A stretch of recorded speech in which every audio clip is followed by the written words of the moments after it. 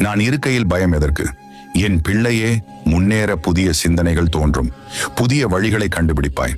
புதிய திட்டம் ஒன்று உன் மனதில் தோன்றும். இதுவரை மெதுவாக நடந்த விஷயங்களை வேகமாக நடப்பதற்கு வழிகளை கண்டறிவாய்.